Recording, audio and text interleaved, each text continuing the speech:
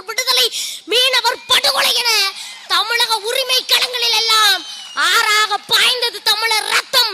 ஆனால் தேர்தல் வந்தால் மட்டும் திராவிட ரத்தம் பாயும் அங்கே, காவி ரத்தம் பாயும் அங்கே.